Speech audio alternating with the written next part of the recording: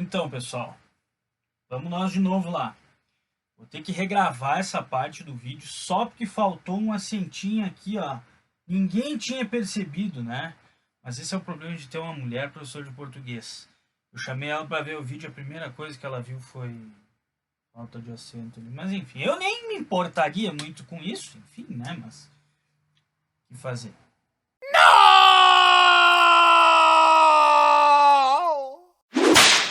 Pois bem, então vamos falar dessa parte final aqui da sociedade mesopotâmica e da religião mesopotâmica, porque são dois aspectos muito importantes para a gente abordar, tá? Quando a gente fala aqui em sociedade mesopotâmica, nós estamos pegando um exemplo, tá?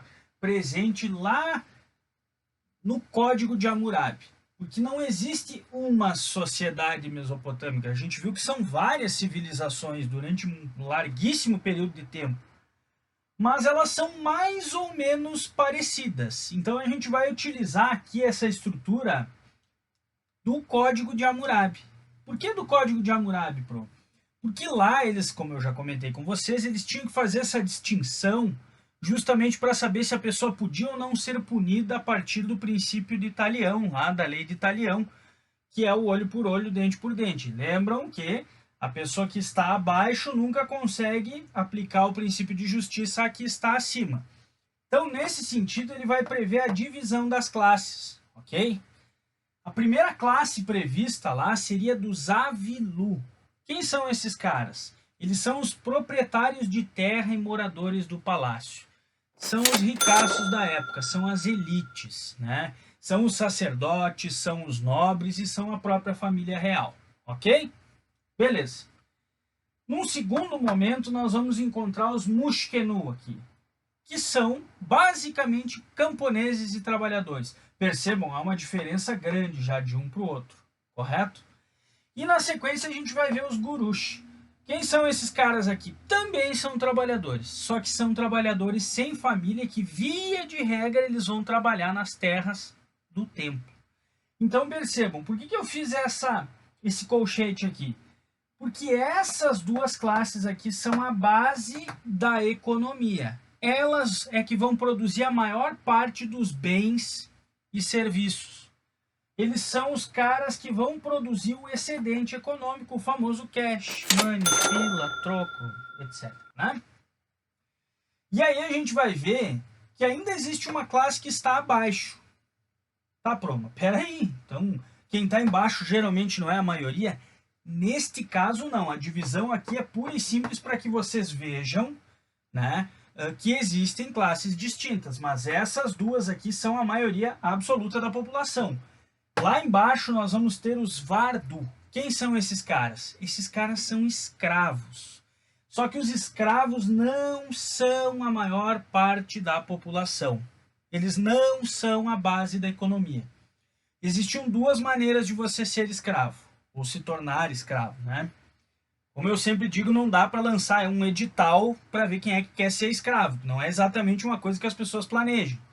Então, ou você vai ser conquistado em guerra, da forma mais normal, digamos assim, ou você vai se auto-vender. Tá? Como assim, Pro? Não entendi. Como assim se auto-vender? Bom, se você é um miserável a ponto de não ter o que comer e precisa que alguém seja o teu dono, você vai se vender como escravo e garantir a sua comida, pelo menos para a sua existência ou subsistência, correto? Mas a gente ainda poderia falar, ainda vai falar aqui no caso da religião mesopotâmica, tá? E aí eu separei alguns pontos bem rápido aqui para a gente ver, tá? Com relação à religião dos mesopotâmicos, nós temos que ter em mente que eles são politeístas, ou seja, eles acreditam em vários deuses. Segundo ponto, esses deuses são antropomórficos. O que significa isso, Pro? Eles têm sentimentos, eles têm aparência, eles têm ações humanas, certo? E forma, por óbvio. Eles praticavam essa religião nos seus templos que eram chamados de zigurates. A tradução da palavra daria algo como pontes entre a terra e o céu, ou moradia dos deuses, eram onde os deuses moravam. E lá nesse local tem uma coisa muito interessante.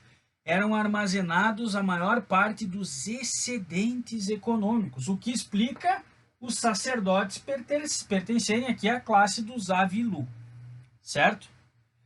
Por fim, a última característica fundamental da religiosidade mesopotâmica é que eles eram tanto astrólogos quanto astrônomos. E aí a gente vai remeter a uma ideia de sociedade oriental. Nas sociedades orientais, não se fazia uma distinção entre ciência e religiosidade, até porque nós estamos ainda num princípio aqui em que a ideia de ciência nem vai, digamos assim, vingar com relação à humanidade. Isso nós vamos começar a discutir quando falar em Grécia, lá nós vamos começar a falar em racionalidade, talvez científica, enfim, mas primeiramente filosófica. Agora, a relação que os astros tinham com a vida das pessoas, ela era uma religião tanto religiosa, ela era uma relação tanto religiosa quanto, digamos assim, racional, né? Nós vamos ver que eles estudaram e compreenderam muitas coisas acerca dos astros, mas eles também faziam relações mais voltadas para o campo da religiosidade, sobre a influência dos astros na vida das pessoas. Hoje a gente chama isso de horóscopo, correto? Agora, os astrônomos, eles estudam coisas como o movimento dos astros, né, como a essência desses astros, como eles funcionam, onde eles estão, enfim, nós temos muitos astrônomos, né, famosos no mundo. Sobre a religião, então, seria isso, pessoal. Aliás, sobre a Mesopotâmia como um todo, creio que nesses 3 vídeos aí a gente conseguiu dar conta, né, de um conhecimento muito básico, mas porém importante para nós, certo? E quem sabe numa próxima a gente se encontra agora falando sobre o Império Egípcio. Ok? Falou? Até a próxima!